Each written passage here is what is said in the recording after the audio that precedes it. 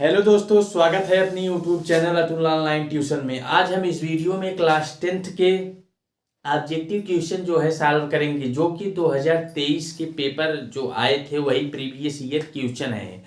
तो उस पेपर का कोड क्या है? 822 डीवी सेट नंबर 1 है। तो क्लास 10th है, गणित का कि हम जो है सॉल्व करेंगे बहुविकल्पी प्रश्न, और जो खंड ए के क्वेश्चन 1 से क्वेश्चन 20 तक सॉल्व करेंगे, जो कि यूपी बोर्ड में मतलब उत्तर प्रदेश में लगभग एक साल 7 पेपर होते हैं, मतलब 7 सेट होते हैं, जिसमें से सातों सेट अलग अलग होते हैं। यदि आप सातों सेट का बहुविकल्पी क्वेश्चन सॉल्व कर लेते हैं तो आपको बहुत ही आसानी से जो मतलब नेक्स्ट ईयर एग्जाम, मतलब जो इस बार एग्जाम होगा 2024 में, बहुत ही आसानी से आप 20 का 20 नंबर, मतलब पूरा 20 का 20 क्वेश्चन बहुत ही आसानी से कर सकते हो।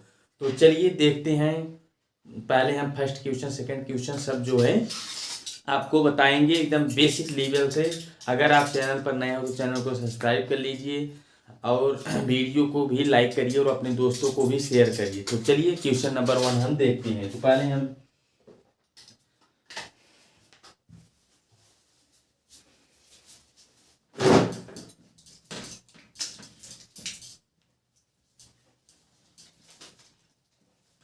चलिए क्वेश्चन नंबर 1 क्या है। क्वेश्चन नंबर आपको स्क्रीन पर दिख रहा होगा। तो क्वेश्चन नंबर हम देखते हैं। किसी दो धनात्मक पूर्णांकों ए और बी के लिए, मतलब ए और बी के लिए किसी दो पूर्णांक को दिया है ए और बी, तो उनके लिए कौन सा बहुविकल्पी सही है? ऑप्शन ए में दिया है कि मस ए इंटू बी गुणे बी। तो पहले हम देखिए, आप समझ लेते हैं। देखिए, आपने जो ये पूर्णांक होता है इसका रिलेशन जान लेते हैं। जैसे दो पूर्णांक जब होते हैं, पूर्णांक को आप नंबर मान लीजिए। क्या होता है? पहला नंबर मतलब पहली संख्या गुणे दूसरी संख्या बराबर होता है मस गुणे लस। ठीक, तो क्या होता है? पहली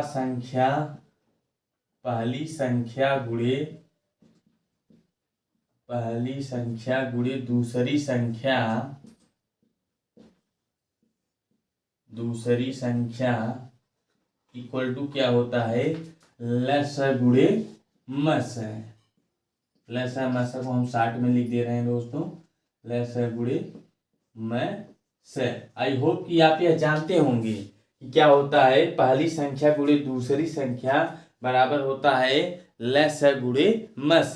तो इस रिलेशन से, आप इस रिलेशन को ध्यान दीजिए, इससे रिलेटेड क्वेश्चन भी आते हैं। तो इस रिलेशन से जो है क्वेश्चन सॉल्व हो जाएगा। देखिए, तो इसमें क्या है, जो ए है उसे पहली संख्या ए मान लो और बी को दूसरी संख्या मान लो। इस रिलेशन से आप जो है देखिए इसमें कौन सही होगा। इसमें आपका ऑप्शन नंबर डी सही होगा।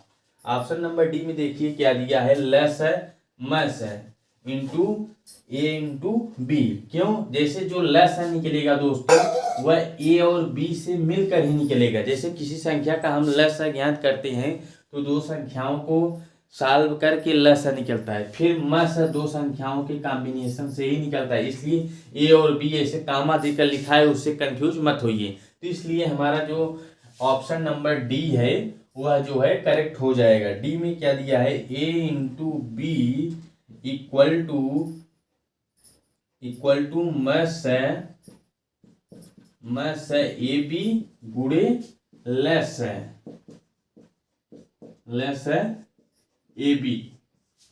आई होप कि यह क्वेश्चन आपको, फर्स्ट क्वेश्चन नंबर आपको समझ में आ गया होगा। अब हम देखते हैं क्वेश्चन नंबर सेकंड। तो हम इसे इरेज कर देते हैं।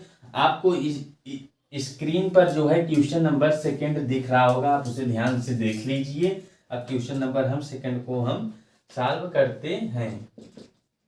क्वेश्चन नंबर सेकंड में क्या दिया है दोस्तों, ध्यान से सुनिए। एक शून्येतर परिमेय संख्या एवं अपरिमेय संख्या का भागफल होता है। तो यह आप ध्यान दीजिए। शून्येतर परिमेय संख्या मतलब जो शून्य न हो, तो और शून्येतर परिमेय संख्या और अपरिमेय संख्या का भागफल होता है। परिमेय संख्या, इसमें क्या बोला है, परिमेय संख्या अपान मतलब भाग देने पर बटे अपरिमेय संख्या बराबर क्या होता है, यही आपको बताना है। तो यह दोस्तों आप ध्यान दीजिए, यह क्या होता है, परिमेय संख्या बटे अपरिमेय संख्या होता है बराबर अपरिमेय संख्या। ठीक, अपरिमेय संख्या, इस रिलेशन को आप ध्यान दीजिए। इससे रिलेटेड अगर फिर क्वेश्चन आएंगे तो आप बहुत ही आसानी से सॉल्व करेंगे। तो क्या होता है, परिमेय संख्या पान अपरिमेय संख्या बराबर परिमेय संख्या। तो हमारा ऑप्शन नंबर कौन करेक्ट हो जाएगा, अपरिमेय संख्या, क्योंकि यह परिमेय संख्या में बोल रहा है अपरिमेय संख्या का भाग देने पर क्या आ जाएगा, परिमेय संख्या। तो ऑप्शन नंबर जो है हमारा बी करेक्ट हो जाएगा। क्वेश्चन नंबर 2 का ऑप्शन नंबर बी जो है करेक्ट हो जाएगा। आई होप कि आपको यह क्वेश्चन भी क्लियर हो गया होगा। अब चलिए क्वेश्चन नंबर नेक्स्ट हम चलते हैं। क्वेश्चन नंबर नेक्स्ट हमारा क्या है, क्वेश्चन नंबर 3। क्वेश्चन नंबर 3 पहले आप पढ़ लीजिए, आप स्क्रीन पर देख लीजिए। ये यदि m इक्वल टू 5 और n इक्वल टू m+7 तो m√m² प्लस n² की वैल्यू को हमें फाइंड करना है। ये देखिए अनसॉल्व पेपर से हम जो है क्वेश्चन सॉल्व करा रहे हैं। अनसॉल्व पेपर जो है हमारा ये राजीव प्रकाशन का है दोस्तों, आप भी ले लीजिए और आप क्वेश्चन को इससे सॉल्व करके आप अच्छे मार्क्स ला सकते हो बोर्ड एग्जाम में। अगर आप क्वेश्चन पेपर सॉल्व कर लेंगे 2-3 ईयर का न, तो आप 100% गारंटी है कि 90+ स्कोर आप बहुत ही आसानी से कर सकते हो, क्योंकि उससे आपको पेपर का आइडिया मिल जाता है कि क्वेश्चन कैसे आएंगे, किस प्रकार से आएंगे, हम कितना क्वेश्चन सॉल्व कर पा रहे हैं, कितना नहीं सॉल्व कर पा रहे हैं, तो उससे हमें आइडिया लग जाएगा। तो हम उस हिसाब से अपने आप को ढाल लेंगे, जिससे आसानी से फिर क्वेश्चन कर लेंगे। ठीक, तो चलिए क्वेश्चन नंबर 3 जो है, क्वेश्चन नंबर 3 बड़ा ही इंटरेस्टिंग लग रहा है। क्वेश्चन नंबर 3 में बोला है कि m इक्वल टू क्या है, 5 है, और n इक्वल टू क्या है, m+7। तो देखिए यहाँ से m+7 है, तो m की वैल्यू क्या है, 5+7। तो n की वैल्यू हम यहाँ से क्या लिख सकते हैं, 7 + 5 12। ठीक, यहाँ से n की वैल्यू क्या आ गई, 12, और m की वैल्यू क्या है, 5। तो हमें क्या वैल्यू पूछा है, √m² प्लस n² की जो है वैल्यू हमसे पूछा है। तो ठीक इसी वैल्यू को हम इसमें पुट कर दें और आसानी से हमारा आंसर आ जाएगा। तो हम इस वैल्यू को जब हम इसमें रखेंगे तो m² मतलब 5 का स्क्वायर प्लस n का स्क्वायर मतलब 12 का स्क्वायर। ठीक, तो देखिए 5 का स्क्वायर हो जाएगा 25 और 12 का स्क्वायर हो जाएगा 144। जब हम दोनों को जोड़ेंगे तो क्या हो जाएगा हमारा 169, और 169 अंडर रूट जब हटेगा मतलब इसका क्या होगा, वर्गमूल होगा। वर्गमूल हो जाएगा तो क्या आंसर आ जाएगा, 13, क्योंकि 169 13 का क्या है, वर्ग है। तो ये वर्गमूल क्या हो जाएगा, 13। तो हमारा ऑप्शन नंबर कौन करेक्ट होगा, ऑप्शन नंबर सी जो है 13 हमारा करेक्ट होगा। आई होप कि यह क्वेश्चन आपको समझ में आ गया होगा, और आपको स्क्रीन पर दिख रहा है उसे आप क्वेश्चन को देखते रहिए। ठीक, तो चलिए अब हम क्वेश्चन नंबर 4 की तरफ चलते हैं। दोस्तों हम जो है जो 7 सेट हैं पूरे 2023 के पेपर को पूरे सॉल्व कराएंगे। आप अगर चैनल पर पहली बार आए हो तो चैनल को सब्सक्राइब कर लीजिए, और आपको हम 100% गारंटी से करते हैं कि आप अगर पूरा जो है मतलब जितने हम सलूशन कराएंगे पूरे क्वेश्चन को आप देखोगे तो बहुत ही आसानी से आप अच्छे स्कोर्स कर सकते हो। हमारा 100% गारंटी है।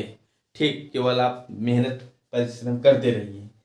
तो अब देखिए क्वेश्चन नंबर जो 4 है, किसी परिमेय संख्या के समतुल्य परिमेय संख्या होती है। यह दोस्तों क्वेश्चन जो है क्लास 7th का है। समतुल्य संख्या, जैसे इसमें क्या बोल रहा है कि कोई परिमेय संख्या है उसके समतुल्य परिमेय संख्या होती है, तो ये आंसर क्या होगा, अपरिभाषित। मतलब जैसे परिमेय संख्या हमारा 2/5 है, तो समतुल्य परिमेय संख्या मतलब इसके जैसा कितनी परिमेय संख्या और हो सकती हैं। जैसे मैंने 2/5 ले लिया, इसके समतुल्य हम बना सकते हैं, मतलब 2 से ऊपर 2 से नीचे भी हमने गुणा कर दिया। क्या कर दिया, 2/5 को 2 से ऊपर 2 से नीचे, तो क्या हो जाएगा हमारा 2 दूनी 4 और हो जाएगा 10। ये दोनों संख्याएं बराबर है, समतुल्य संख्या कहलाएंगी। फिर इसमें 3/3 से गुणा कर दें तो क्या हो जाएगा, 3/3 से अगर गुणा करें तो हो जाएगा 3 दूनी 6 और 5 तिहाई 15। फिर ऐसे क्या हो जाएगा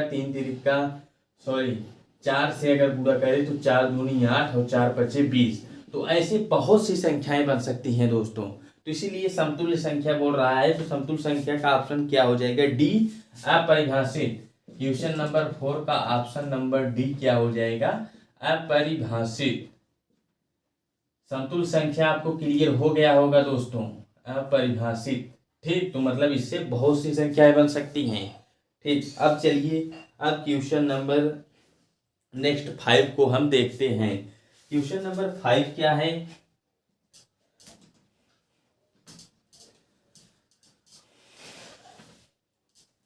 क्वेश्चन नंबर 5 देखिए दोस्तों। क्वेश्चन नंबर 5 में दिया है a1x b1y c a1x plus b1y plus c equal to 0। और क्या दिया है a2x plus b2y plus c2, यहाँ पर c1 यहाँ पर c2 इक्वल टू 0 है। तो यह क्या दो रैखिक समीकरण है, मतलब ये जो दो समीकरण दिए गए हैं ये रैखिक समीकरण है। यदि a1/a2 b1/b2 c1/c2 हो तो यहाँ पर हो गया है a1/a2 इक्वल मतलब बराबर b1/b2 बराबर c1/c2 बराबर हो तो, मतलब ये जब सब बराबर हो तो क्या होगा। ऐसे में जो देखिए दोस्तों, जब इसके जो गुणन मतलब इसका जो गुणनफल रहे वो जब सब इक्वल रहे तो ऐसे में क्या होता है, संपाती रेखाएं क्या होती हैं, संपाती होती हैं। संपाती मतलब रेखाएं एक दूसरे पर मिली रहे। ठीक, रेखाएं एक दूसरे से मिली रहे या चिपकी रहे या सटी रहे, आप भोजपुरी में डायरेक्ट समझ सकते हो, तो उसे बोलते हैं रेखाएं संपाती हैं। ठीक, तो ऐसे में यह ऑप्शन नंबर कौन हमारा करेक्ट हो जाएगा, ऑप्शन नंबर बी, रेखाएं संपाती हैं, रेखाएं संपाती हैं।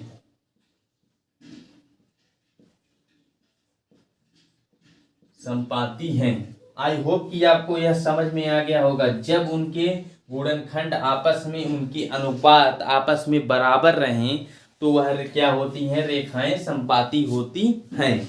ठीक, अब चलिए क्वेश्चन नंबर 6 पर हम देखते हैं 6 कैसा है। आप स्क्रीन पर क्वेश्चन देखते रहिए, क्वेश्चन को हम लिख नहीं रहे हैं, क्वेश्चन लिखने से काफी टाइम हो जाएगा।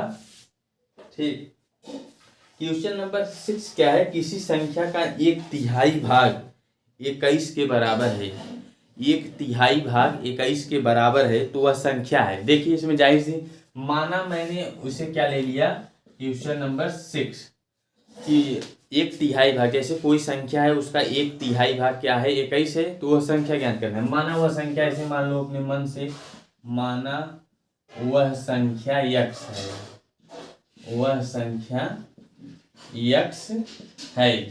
ठीक, अब तो x गुणे क्या कर देंगे, x गुणे 1/3 मतलब इसका तिहाई हो जाएगा, या x/3 भी आप लिख सकते हो, इसको हम x/3 भी लिख सकते हैं। x गुणे 1/3 को बराबर क्या है 21। तो हमें इस x की वैल्यू जो को पता करना है, तो हम क्या करेंगे 3 को पक्षांतर कर देंगे, 3 इधर बटे में इधर गुणा हो जाएगा, तो x बराबर 21 गुणे 3, तो क्या हो जाएगा x बराबर 21 3 63, तो वह संख्या क्या हो जाएगी, वह संख्या हो जाएगी 63। तो हमारा ए ऑप्शन कौन करेक्ट है, option number C, option number C जो है हमारा करेक्ट है। आई होप कि आपको यह समझ में आ गया होगा। बहुत ही इजी ट्रिक से हम सब बता रहे हैं और 100% गारंटी है कि आपको सब क्वेश्चन समझ में आएगा। और चैनल पर नए हो तो चैनल को सब्सक्राइब जरूर कर लीजिए, क्योंकि दोस्तों आपको अगर अच्छे मार्क्स लाना हो क्लास 10th के मैथ साइंस में तो हम आपको 100% चैलेंज करते हैं। और यदि आप हमारे साथ लगातार एग्जाम तक लगे रहोगे तो बहुत ही आसानी से नंबर ला सकते हो, अच्छे मार्क्स, यहाँ तक कि 95+ आप मार्क्स लाओगे बहुत ही आसानी से। ठीक, अब देखिए question number next, question number 7 हम दोस्तों इसमें पूरे 20 क्वेश्चन सॉल्व करेंगे। देखिए इसमें क्या दिया है कि x² + 2x minus P equal to 0 क्या है कि यदि द्विघात समीकरण x square plus 2x minus P का एक मूल -2 हो तो p क्या मान क्या होगा। इसमें कहा है कि इसका एक मूल क्या है -2 है, तो p क्या मान हमें ज्ञात करना है। यह देखिए द्विघात समीकरण से क्वेश्चन आ गया, तो बहुत ही इंटरेस्टिंग क्वेश्चन है। तो हम इसे कैसे सॉल्व करेंगे, देखिए बहुत ध्यान से देखना दोस्तों। हाँ आइए, हम जानते हैं कि दो मूल क्या होता है, एक मूल होता है अल्फा, एक मूल होता है बीटा। ठीक, एक मूल होता है अल्फा, एक मूल होता है बीटा। यहाँ पर जो होता है इसका एक आप फार्मूला है, फार्मूला क्या है, x square minus alpha plus beta into x plus alpha into beta. देखिए यहाँ से आपको क्लियर हो गया, यह द्विघात समीकरण बनाने का फार्मूला है। तो यहाँ से 2 किसके बराबर है, अल्फा प्लस बीटा के, और p किसके बराबर है, अल्फा इंटू बीटा से। जब इसमें कहा है एक मूल -2 है, या तो आप अल्फा बराबर -2 लो या तो आप बीटा बराबर -2 लो, दोनों में से किसी भी को ले लो। मान लीजिए हमने अल्फा को मान लीजिए, बीटा इक्वल टू हमें नहीं मालूम है, तो बीटा इक्वल टू मालूम करके फिर p की वैल्यू को फाइंड कर लेंगे। यहाँ से देखिए क्या है, अल्फा प्लस बीटा की वैल्यू यहाँ क्या है 2, यहाँ आप देखिए प्लस है, यहाँ माइनस है, यहाँ प्लस है, तो मतलब अल्फा प्लस बीटा की वैल्यू माइनस में आएगी। तो अल्फा प्लस बीटा यहाँ माइनस है बराबर 2। अब देखिए आपको क्लियर हो गया, यहाँ जितनी वैल्यू है +2 के बराबर है। अब यहाँ से मानिए एक मूल क्या ले ले, -2, तो यहाँ से हो जाएगा -2 प्लस बीटा। हम इस -2 को उस तरफ शिफ्ट कर दें, -2 यहाँ से माइनस हट गया, माइनस माइनस कैंसिल हो गया, -2 तो बीटा इक्वल टू क्या आ गया, 0। आई होप कि आपको ये क्लियर हो गया होगा। यदि अल्फा का मान -2 है एक मूल, तो बीटा का मान क्या आ गया, 0। यदि हम इसे अल्फा मतलब बीटा इक्वल टू -2 मानते तो अल्फा की वैल्यू 0 आ जाता। मतलब इसमें एक मूल क्या है, -2 है, और दूसरा मूल क्या है, 0। ठीक, तो अब देखिए यहाँ क्या होता है, अल्फा इंटू बीटा होता है। तो जब इन दोनों का मल्टीप्लाई होगा मतलब गुणा होगा, तो 0 और गुणे -2 क्या हो जाएगा, 0। तो आई होप कि आपको क्लियर हो गया होगा। यहाँ देखिए दोनों मल्टीप्लाई होंगे, अल्फा इंटू बीटा। अल्फा की वैल्यू क्या है, -2 है, और बीटा की वैल्यू 0, तो यहाँ से क्या आ जाएगा, वैल्यू 0। तो p की वैल्यू क्या आ जाएगी दोस्तों, 0। p की वैल्यू क्या आ जाएगा दोस्तों, 0। तो हमारा ऑप्शन नंबर कौन करेक्ट होगा, ऑप्शन नंबर ए, 7 का ऑप्शन नंबर ए जो है करेक्ट हो जाएगा। आई होप कि क्वेश्चन आपको समझ में आ गया होगा। अब चलिए क्वेश्चन नंबर हम नेक्स्ट 8 पर चलते हैं। वीडियो थोड़ा लंबा जरूर होगा, लेकिन दोस्तों आपके लिए बहुत बेनिफिट होगा, क्योंकि यहाँ से आप पूरे के पूरे मार्क्स गेन कर सकते हो। यदि आप 20 का 20 क्वेश्चन बहुविकल्पी हो गया तो आपका मार्क्स अच्छा आ जाएगा। अब देखिए इसमें क्या कह रहा है कि क्वेश्चन नंबर 8, दो त्रिभुजों के क्षेत्रफल का अनुपात, दो त्रिभुजों के क्षेत्रफल का अनुपात उनकी संगत भुजाओं के अनुपात के वर्ग के बराबर हो तो ऐसे त्रिभुज होंगे। तो मतलब इसमें क्या कह रहा है कि दो त्रिभुज के क्षेत्रफल का अनुपात उनकी संगत भुजाओं के अनुपात के बराबर हो तो ये त्रिभुज होंगे। तो मतलब जो उनकी संगत भुजाएं हैं उनके अनुपात के बराबर होगा। देखिए मान लीजिए ये त्रिभुज है, इनमें क्या बोल रहा है कि दो त्रिभुज के क्षेत्रफल का अनुपात, दो त्रिभुज के क्षेत्रफल का अनुपात, ठीक, मैंने दो त्रिभुज ले लिया, उनकी संगत भुजाओं का अनुपात के वर्ग के बराबर त्रिभुज होंगे। तो कौन सा त्रिभुज होगा, ये जो दोस्तों हो जाएगा समबाहु त्रिभुज, क्योंकि समबाहु त्रिभुज में सभी भुजाएं आमने सामने की बराबर होती हैं। तो हमारा इस क्वेश्चन का ऑप्शन नंबर क्या हो जाएगा करेक्ट, ऑप्शन नंबर 8 का ये जो है करेक्ट हो जाएगा, क्योंकि समबाहु त्रिभुज में सभी बराबर होती हैं तो उनके अनुपात भी बराबर होंगे। तो आई होप ये क्वेश्चन क्लियर हो गया होगा। अब चलिए क्वेश्चन नंबर नेक्स्ट पर हम जो है चलते हैं। क्वेश्चन नंबर 9 को ध्यान से देखते हैं और समझते हैं। क्वेश्चन नंबर 9 क्या है, x अक्ष पर स्थित एवं बिंदु 2 और -5 तथा -2 और 9 से समदूरस्थ बिंदु के निर्देशांक होंगे। तो इसमें देखिए क्या है कि दोस्तों दो कोऑर्डिनेट दिया है 2 और -5, ठीक, 2 और -5 दिया है। तो इसका और दूसरा कोऑर्डिनेट क्या दिया है, दूसरा कोऑर्डिनेट दिया है -2 और 9, -2 और 9, ठीक। तो हमें इसका बताना है कि कौन सा हमारा करेक्ट ऑप्शन होगा। तो इसका जो है करेक्ट ऑप्शन क्या हो जाएगा, देखिए यहाँ से इन दोनों के कोऑर्डिनेट को जब हम x1 - x2 से इस फार्मूले से सॉल्व करेंगे तो हमारा ऑप्शन नंबर क्या आ जाएगा, ऑप्शन नंबर 1 जो है करेक्ट हो जाएगा। 9 का ए, 9 के ए में क्या है दोस्तों, 9 के ए में है ऑप्शन जो है 0 और -7। आई होप कि आपको यह क्लियर हो गया होगा। जब हम x2 - x1 और y2 - y1 से फार्मूले से सॉल्व करेंगे तो आप सॉल्व भी कर सकते हैं। तो हमारा ऑप्शन नंबर ए जो है करेक्ट हो जाएगा। अब चलिए नेक्स्ट क्वेश्चन। नेक्स्ट क्वेश्चन क्या है, देखिए दोस्तों बहुत ध्यान से। यहाँ पर दिया है कि त्रिभुज ABC एक समद्विबाहु त्रिभुज है जिसमें AB बराबर AC। तो देखिए एक त्रिभुज, क्वेश्चन नंबर क्या है, क्वेश्चन नंबर 10। इसमें कहा है कि जैसे एक त्रिभुज है, ठीक, एक त्रिभुज है और AB बराबर AC। मान लीजिए यहाँ A है, यहाँ B, यहाँ C। ये मान लीजिए एक लाइन है, हॉरिजेंटल लाइन। जब यहाँ पर ये भुजा दोनों बराबर हैं, AB बराबर BC है, सॉरी AB बराबर AC, तो यहाँ पर क्या होगा, दोनों झुकाव जो है यहाँ पर सेम हो जाएगा।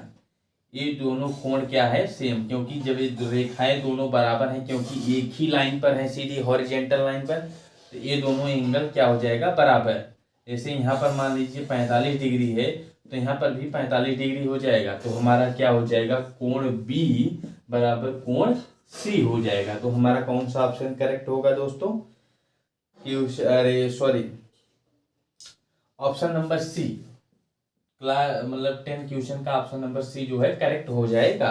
आई होप कि आपको समझ में आ गया। क्यों, क्योंकि ये हॉरिजॉन्टल लाइन है, मतलब क्षैतिज रेखा पर जब दो रेखाएं एकदम समान हैं, मतलब इनकी भी दूरी समान, इनकी भी दूरी समान, तो ये उसका जाहिर सी बात है कि इन दोनों का कोण भी आपस में बराबर होगा, ठीक। जितना ये लटकेगी उतना उधर भी लटकेगा। तो अब देखिए क्वेश्चन नंबर 11 को हम देखते हैं। क्वेश्चन नंबर 11 क्या है, क्वेश्चन नंबर 11 है त्रिभुज ABC में AB बराबर, त्रिभुज ABC है, मान लीजिए हमने कोई ABC त्रिभुज ले लिया, ABC। यहाँ पर दिया है कि AB, इसे मान लिए हमने, मान लिया AB 6√3 सेमी है, ठीक। और AB के बाद क्या बोला है, AC को कितना दिया है, 12 सेमी, 12 सेमी, ठीक। और BC को दिया है 6 सेमी, 6 सेमी दिया है। तो हमें बताना है कि इसका कोण कितना होगा। तो कोण B, तो यहाँ पर जो कोण है इसको पूछा है कितना होगा। देखिए दोस्तों, हम आसानी से सबसे पाइथागोरस थ्योरम से अगर हम सिद्ध कर दे कि ये कर्ण स्क्वायर बराबर लंब स्क्वायर प्लस आधार स्क्वायर हैं, तो इनका कोण भी 90 अंश का हो जाएगा। क्योंकि पाइथागोरस थ्योरम से जब यह त्रिभुज हो जाएगा कि यह पाइथागोरस थ्योरम से यह सिद्ध है, तो यह क्या हो जाएगा, एक समकोण त्रिभुज। समकोण त्रिभुज की क्या होती है, यह कोण जो है, मतलब जो कर्ण के सामने वाला कोण होता है वह समकोण होता है। तो देखिए हम जाहिर सी बात है सॉल्व कर देंगे। यहाँ पर कर्ण क्या है, ये है कर्ण, ठीक। और ये जो क्षैतिज रेखा रहती है उसे बोलते हैं आधार, और ये क्या हो जाएगा, लंब। तो देखिए कर्ण स्क्वायर बराबर लंब स्क्वायर प्लस आधार स्क्वायर, ये क्या है, पाइथागोरस थ्योरम है। तो हम इन दोनों को प्रूफ करते हैं। तो कर्ण का स्क्वायर मतलब 12 का स्क्वायर, लंब का स्क्वायर मतलब 6 का स्क्वायर, और आधार का स्क्वायर मतलब 6√3 का स्क्वायर। तो अब देखिए यहाँ से हो जाएगा 144, और ये क्या हो जाएगा 36, और ये क्या हो जाएगा, इसे सॉल्व करेंगे तो 36 हो जाएगा 78। 36 3 78, क्यों 30 3 90, सॉरी 30 3 90, 36 18 98 दोस्तों, क्या हो जाएगा, सॉरी 30 3 90 108, 108 हो जाएगा। जब इसका मल्टीप्लाई कर देखिए 6√3 का मल्टीप्लाई करें, √3 क्या हो जाएगा 3, और ये हो जाएगा 36 गुणे 3, जब 3 6 18, 3 6 18 का 8, 3 3 का 9 1 10, 108। ठीक, 108। अब जब इसको जोड़ेंगे तो 144 बराबर 144। अतः यह पाइथागोरस थ्योरम को क्या कर रहा है, फॉलो कर रहा है। पाइथागोरस थ्योरम को जब फॉलो कर रहा है तो इसका एंगल बी जो है क्या हो जाएगा 90 डिग्री। तो ऑप्शन नंबर बी क्या है 90 डिग्री दिया है, तो हमारा यह क्या है ऑप्शन करेक्ट है। आई होप कि क्वेश्चन आपको समझ में आ गया होगा। अब क्वेश्चन नंबर हम नेक्स्ट क्वेश्चन नंबर 12 पर देखते हैं। 12 को देखिए, क्वेश्चन नंबर नेक्स्ट क्या है 12। एक समद्विबाहु त्रिभुज एबीसी की भुजा 2a है। समद्विबाहु त्रिभुज मतलब क्या है, तीनों भुजा बराबर है। यहाँ पर क्या है, तीनों भुजा बराबर है। ठीक, जब तीनों भुजा बराबर है, इसमें क्या दिया है कि सबकी लंबाई मतलब इसका लंबाई 2a, इसका भी लंबाई 2a, तो इस पर एक लंब खींचा गया है। जो ये शीर्ष लंब होता है दोस्तों, इस रेखा को दो बराबर भागों में बांटता है। इसकी पूरी दूरी कितना है 2a है। ठीक, मान लीजिए हमने इसे मान लिया a b c और यहाँ पर इसे d। जब ये पूरी लंबाई 2a है, जब इसको यह शीर्ष लंब जो खींचा गया है दो बराबर भागों में बांटता है, तो इसकी दूरी a भी हो जाएगी, इसकी दूरी a, क्योंकि यह दो बराबर भागों में बांटता है। ये जो सीधी रेखा ये खींची जाती है इसे बोलते हैं शीर्ष लंब। क्या बोलते हैं इसे, शीर्ष लंब। ठीक, अब यहाँ पर क्या पूछा है, शीर्ष लंब की लंबाई पूछा है। तो यह एक समकोण त्रिभुज बन रहा है। यह त्रिभुज जो बन रहा है ADC, त्रिभुज ADC एक समकोण त्रिभुज है, यहाँ पर आप लिख सकते हो। तब यहाँ से पाइथागोरस थ्योरम से इसकी दूरी को हम ज्ञात कर सकते हैं। इसकी दूरी को ही पूछा है। एक समद्विबाहु त्रिभुज में त्रिभुज ABC की भुजा 2 है, उसके प्रत्येक शीर्ष लंब की लंबाई क्या होगी, यही की लंबाई हमें ज्ञात करना है। तो यहाँ से पाइथागोरस थ्योरम लगाएंगे तो यह क्या हो जाएगा, लंब हो जाएगा। ये क्या हो जाएगा कर्ण, ये क्या हो जाएगा आधार। तो यहाँ से हो जाएगा लंब इक्वल टू √ कर्ण का स्क्वायर माइनस आधार का स्क्वायर।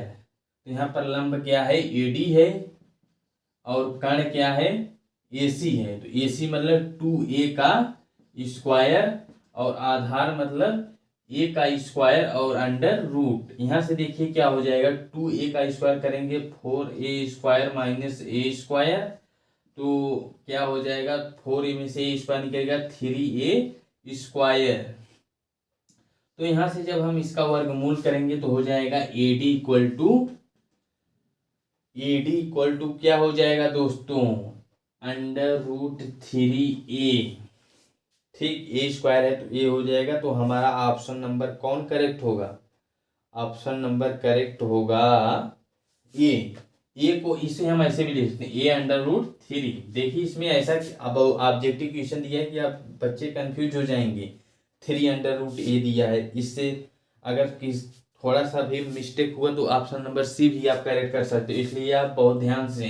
तो हमारा ऑप्शन नंबर कौन करेक्ट होगा, 12 का ऑप्शन नंबर ए जो है करेक्ट है। 12 का ऑप्शन नंबर ए करेक्ट है। आई होप कि आपको क्वेश्चन समझ में आ गया होगा। अब क्वेश्चन नंबर हम 13 की तरफ चलते हैं। क्वेश्चन नंबर 13 क्या है दोस्तों, थोड़ा वीडियो लंबा जरूर हो रहा है, तो थोड़ा हम चाहते हैं कि थोड़ा जल्दी जल्दी ख़त्म करें। तो देखिए क्वेश्चन नंबर दिया है कि sign A equal to cos है, तो थीटा की वैल्यू पूछा है।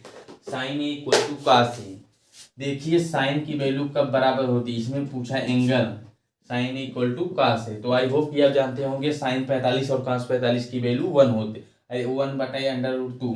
साइन 45 बराबर क्या होता है, साइन 45 बराबर 1/√2 और कास 45 की भी वैल्यू क्या होती है, 1/√2। तो इसका ए की वैल्यू क्या हो जाएगी, √1/√2। तो क्वेश्चन नंबर 13 का जो है हमारा ऑप्शन कौन सा करेक्ट हो जाएगा, क्वेश्चन नंबर 13 का option number C, option number C. I hope कि आपको समझ में आ गया होगा। अब चलिए क्वेश्चन नंबर नेक्स्ट पर हम चलते हैं, क्वेश्चन नंबर 14, क्वेश्चन नंबर 14 देखते हैं। क्वेश्चन नंबर 14 क्या दिया है कि यदि ए बराबर 30 अंश, ए बराबर 30 अंश, तो हमें किसकी वैल्यू ज्ञात करना है, 1 + tan स्क्वायर ए अपान 1 + cot स्क्वायर ए। तो हमें क्या करना है, ए की वैल्यू को इसमें रखना है। तो 1 + tan हो जाएगा tan स्क्वायर 30 अंश बटे 1 + cot स्क्वायर 30 अंश। देखिए tan 30 की वैल्यू होता है 1/√3। जब इसका स्क्वायर हो जाएगा तो हो जाएगा वो 1/3। क्या हो जाएगा, 1 + 1/3 और काट स्क्वायर की वैल्यू होती है √3। √3 के जब स्क्वायर होगा तो क्या हो जाएगा 3, तो हो जाएगा अपान 3, 1 + 3। तो जब हम इसे सॉल्व करेंगे 3 × 1 = 3 और +1 4/3 और ये हो जाएगा 3 × 1 = 4। देखिए थोड़ा जल्दी जल्दी कर रहे हैं, थोड़ा वीडियो लंबा जरूर हो रहा है इसलिए। तो यहाँ पर हो जाएगा 4, तो ये जो है 4 और 4 कैंसिल हो जाएगा, तो हमारा आंसर क्या आ जाएगा 1/3। तो हमारा ये कौन सा ऑप्शन करेक्ट होगा, option number D, option number D 14 का सही होगा। अब देखिए नेक्स्ट क्वेश्चन, क्वेश्चन नंबर 15 को। 15 में क्या दिया है, क्वेश्चन 15 में दिया है एक गोले की त्रिज्या को 2 गुना कर दिया जाए तो पृष्ठीय क्षेत्रफल में होने वाली प्रतिशत वृद्धि होगी। देखिए गोले की त्रिज्या को अगर 2 गुना कर दिया जाए, मतलब गोले की त्रिज्या को 2 गुना कर दिया जाए तो उसके पृष्ठीय क्षेत्रफल गोले का क्या होता है, पृष्ठीय क्षेत्रफल मतलब उसके पृष्ठ का जो क्षेत्रफल है वो 2 गुना हो जाए उसकी त्रिज्या, तो क्या होगा। इन्हें बोल रहा है कि यदि गोले की त्रिज्या r है, अगर वो डबल हो जाए तो 2r हो जाए। ठीक, ये क्वेश्चन नंबर कौन है, क्वेश्चन नंबर 15। तो क्या फर्क पड़ेगा, तो गोले का पृष्ठीय क्षेत्रफल क्या होता है, फार्मूला गोले का पृष्ठीय क्षेत्रफल बराबर होता है 4πr²। ठीक, यदि r स्क्वायर के स्थान पर 2r हम रख दे तो क्या हो जाएगा 4π2r²। तो यहाँ से हो जाएगा 4π, ये हो जाएगा 4r²। तो मतलब इसमें 4 की मतलब 4 पहले से 4 गुना हो गया। यदि मान लीजिए पहले 100% था तो अब कितना हो गया 400%, 400% हो गया, क्योंकि 4 गुना हो गया 400%। लेकिन वृद्धि कितने की हुई दोस्तों, 300% की वृद्धि हुई, क्योंकि पहले 100% था अब कितना हो गया 400%। तो हमारा 15 का ऑप्शन नंबर कौन करेक्ट होगा, ऑप्शन नंबर सी करेक्ट हो जाएगा। आई होप कि आपको समझ में आ गया होगा। अब चलिए क्वेश्चन नंबर नेक्स्ट हम क्वेश्चन नंबर 16 को देखते हैं। क्वेश्चन नंबर 16 क्या है दोस्तों, क्वेश्चन नंबर 16, 2 वृत्तों के व्यास का अनुपात 4:9 है, तो उनमें वृत्त की परिधियों का अनुपात क्या होगा। ठीक, यदि यहाँ पर देखिए वृत्त के क्या है व्यास का अनुपात है 4/9 को हम ऐसे लिख सकते हैं, क्वेश्चन नंबर 16 है। अब वृत्त का परिधि का अनुपात लिखना है, वृत्त का परिधि क्या होता है 2πr/2π, मान लीजिए इसे r1 मान ले रहे हैं, एक वृत्त का r दूसरे वृत्त का r1, वृत्त का परिधि होता है, इसका ये क्या है अनुपात 4:9 को हम लिख सकते हैं 4/9। अगर यहाँ से त्रिज्या ज्ञात करना हुआ, अगर ये त्रिज्या 4 है तो इसकी त्रिज्या क्या हो जाएगी, मतलब व्यास 4 है, व्यास का आधा क्या होता है त्रिज्या 2 हो जाएगा, और इसका जब व्यास 9 है तो त्रिज्या क्या हो जाएगी 9/2। तो हम इसी वैल्यू को यहाँ पर पुट कर दें, 4/9 बराबर 2 पाई गुणे 2, और यहाँ पर 2 पाई गुणे, यहाँ पर इसकी वैल्यू क्या पुट कर दे 9/2। 2 पाई से 2 पाई कट जाएगा और ये 2 क्या हो जाएगा ऊपर चला जाएगा। तो देखिए यहाँ तो वही आंसर आ गया, 4/, सॉरी 4.5। तो हमारा क्या, जो यहाँ पर देखिए कुछ जो पाई से पाई कैंसिल, 2 दूनी 4 और 2 से 2,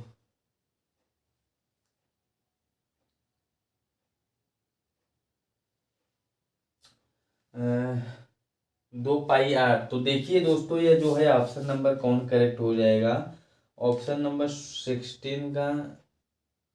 16 का देखिए यहाँ पर रॉन्ग क्वेश्चन दिया है, क्योंकि ये क्वेश्चन को इसमें से सही होने के चांसेस नहीं है, इसलिए देखिए इसका इसमें आंसर भी नहीं दिया है। तो यह क्वेश्चन क्या है, रॉन्ग है दोस्तों, इसमें कोई विकल्प ही नहीं मैच कर रहा है।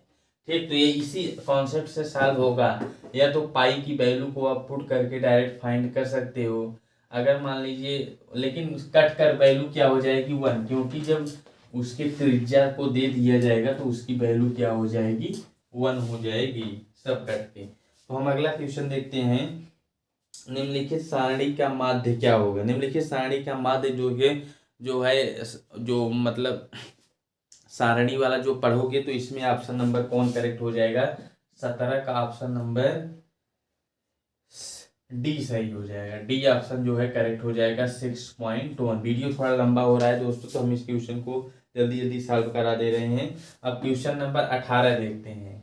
क्वेश्चन नंबर 18 में क्या दिया है कि निम्न किसी बारंबारता बंटन माध्य 24.1 है, माध्य क्या है उसका, माध्य है 24.1, बहुलक क्या है 28, बहुलक बराबर दिया है 28, और उसका क्या पूछा है, माध्यक पूछा है। माध्यक दोस्तों पूछा, देखिए बहुत ध्यान से, फार्मूला ही इंपॉर्टेंट है। माध्यक पूछा है, यह क्वेश्चन नंबर क्या है 18 है। माध्यक का फार्मूला क्या होता है, माध्यक बराबर होता है बहुलक, माध्यक को ऐसे भी लिख सकते हो, माध्यक बराबर, यहाँ पर देखिए माध्यक बराबर लिख सकते हो बहुलक माइनस 2 माध्य, 2 गुणे माध्य अपान 3।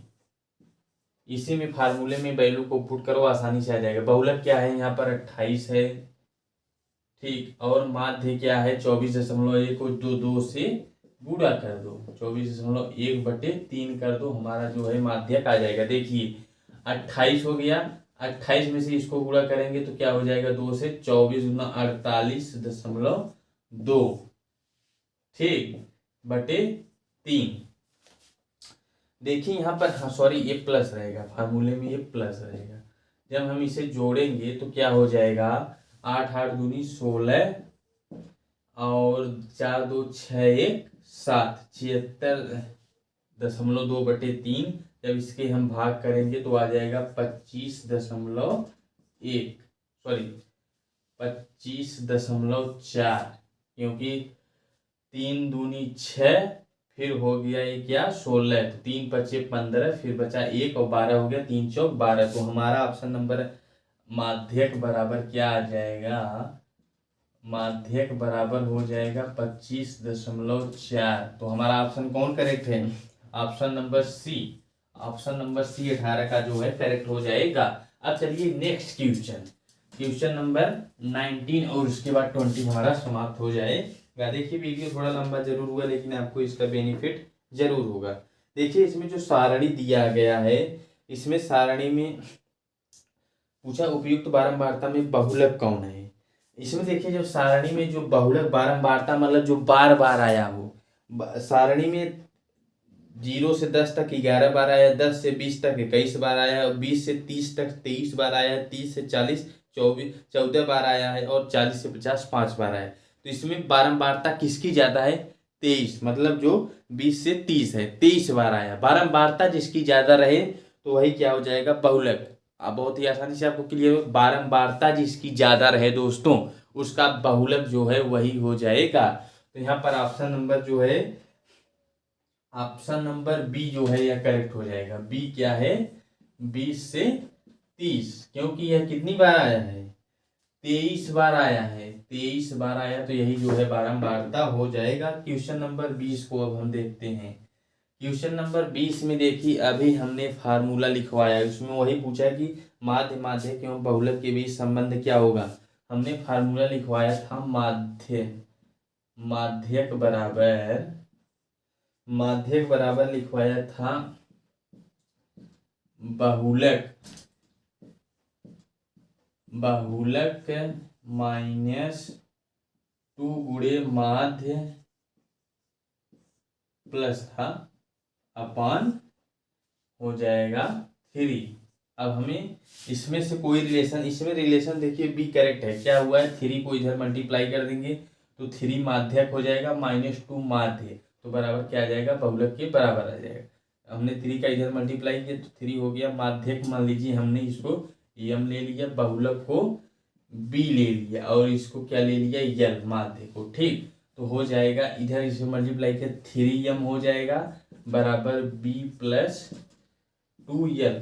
ठीक, अब हम क्या करें? यल को इस साइड ले आए तो हो जाएगा 3m -2l बराबर b।